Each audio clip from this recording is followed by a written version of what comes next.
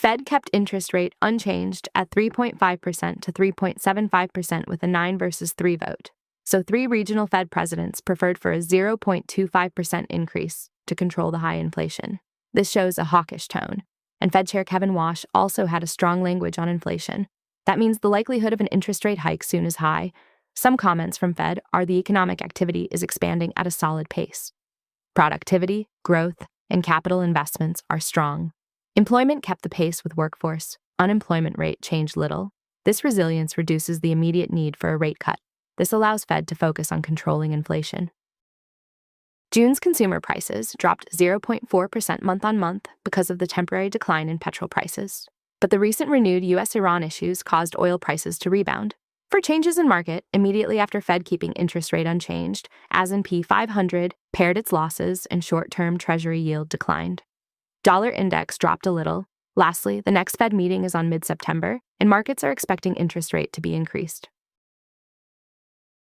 U.S. Q2 GDP expanded at an annualized rate of 1.5%. It's a slowdown from Q1's 2.1% growth. However, consumer spending rebounded strongly.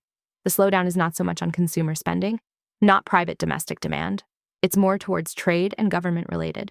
Firstly, there's a larger trade deficit. Imports rose sharply, particularly in telecommunications, semiconductor, and industrial machineries.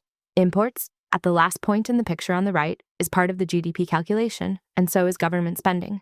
The second reason to the slowdown is lower government spending. Non-defense spending declined. All these, while underlying demand remained strong. Consumer spending accelerated at an annualized pace of 3.2%, much higher than Q1. Spending was supported by larger tax refunds, rising asset values for wealthier households, particularly if they're heavily invested in equities, World Cup, and midterm election campaigns. Business investments remain robust in equipment, research, software, and AI-related infrastructure industries. These reasons explain the 3.9% growth in private domestic purchaser, which is consumer spending plus private fixed investment. After the news, major U.S. equity indexes increased. The S&P 500, NASDAQ, and Dow futures picked up. However, confidence level still isn't high, as seen in the high yield of long-term Treasury yield. The 30-year yield is at around 5+% now. Investors remain concerned about the high inflation, large government debt, and the direction of interest rate. With private domestic consumption and demand still strong, the potential beneficiaries will be technology and AI infrastructure and consumer discretionary companies. The small caps and the highly leveraged companies will likely face higher borrowing costs if Fed decides to increase interest rate by this year end. Eurozone Q2 economy is more resilient than expected. It grew 0.4% quarter-on-quarter despite the Middle East conflict. Growth continued. Domestic demand turns out to be stronger than expected, but nevertheless, the uncertainty remains high because energy prices will continue to fluctuate. And the impact on economy from high energy prices typically will lag and won't show immediately. And if geopolitical tensions persist or worsen, this is another key risk. So it's too early to conclude that Europe has escaped the effects of energy shock. For equities, the stronger than expected growth is supportive for cyclical sectors like industrial, financials, and consumer discretionary. But markets remain very sensitive to any potential escalation in the Middle East, which could trigger another jump in energy prices. For bonds, because of the resilient growth, likelihood of rate cuts will be lower. This supports the case of keeping interest rates high, which is generally not good for bond prices. For euro, investors remain focused on Europe's exposure to imported energy and geopolitical risk. On to China. Q2 GDP slowed to 4.3% year-on-year and 0.9% quarter-on-quarter. But this isn't bad news. Industrial profit remained strong. It grew 15.1% year-on-year in June. The main reason for slowdown is the falling oil and energy prices, which reduced the earnings boost previously, but it's still supported by strong exports and AI-related manufacturing. The key point here is the global demand for AI-related products from China is still high. And back then, importers, buyers are still buying despite the high prices. So that's why industrial profits jumped much more than now. So, because the recent falling oil and energy prices, profits drop a little, which is very natural. You can see from producer prices dropping 0.3% month-on-month. So while industrial profit is strong, the key problem is still not solved yet. Domestic economy remains soft because of property downturn and cautious household spending. With the global market trends, Chinese semiconductor and electronics manufacturers will continue to benefit. And then AI-related businesses and export-oriented businesses. With resilient profits, these reduce expectations for rate cuts. That means bond prices will not grow much higher, and for currency, strong exports and industrial profits will support the currency. Bank of Japan kept interest rate unchanged at 1% and warned for the first time that inflation could rise above their 2% target. One big reason for inflation is the weak Japanese yen, hence importing a lot of inflation. So, Japan bought yen and sold US dollar in New York market in an attempt to strengthen the very weak Japanese yen. But after Bank of Japan kept interest rate unchanged, the yen dropped again.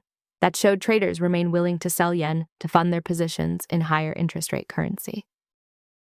The US joined Japan in buying yen first time since 1998, after yen dropped to its weakest level in nearly 4 decades. In Japan's part, they support the yen by selling foreign currencies or foreign assets, for example, US Treasury, and use the proceeds to buy yen to push the demand and hence higher currency levels. Then, from US support, the Federal Reserve's Foreign and International Monetary Authority's repo facility allows Japan to use its treasury holdings as a collateral for temporary dollar loan. Repo is a short-term, 24 to 48 hours agreement between two parties exchanging government securities for money and back to the original ownership. Furthermore, the U.S. Treasury reportedly instructed Federal Reserve Bank of New York to sell euros and buy yen to create greater demand for yen, causing the value to rise. The U.S. wasn't helping Japan purely out of goodwill, but to reduce the risk of Japan selling large amounts of U.S. Treasuries. Look at the picture on the right. Japan is the highest holder of U.S. Treasury, and this data reflects December last year.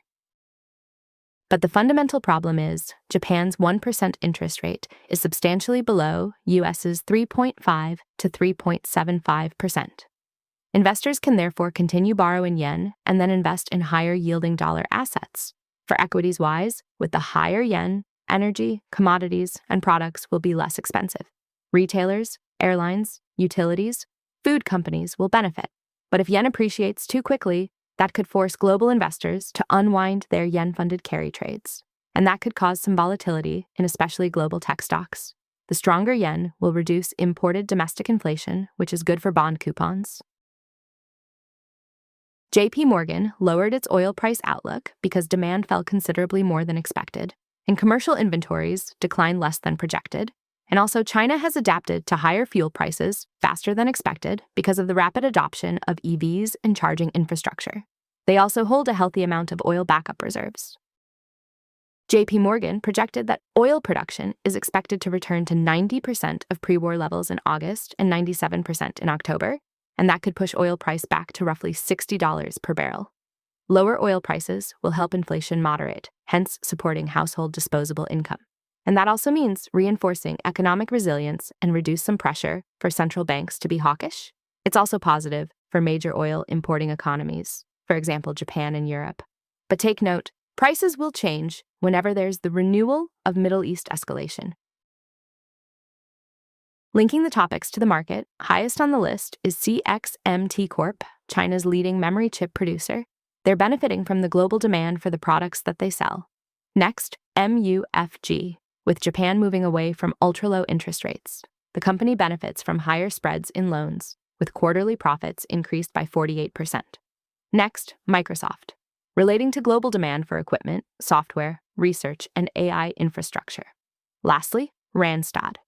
With Eurozone economy expanding and domestic demand stronger than expected, that's a direct equity expression of European economic activity improving. Hiring demand began to recover. Germany also returned to growth. Look at how global market trends affect certain industries. And keep in mind, this isn't a buying guide. This is just to see how trends move the market.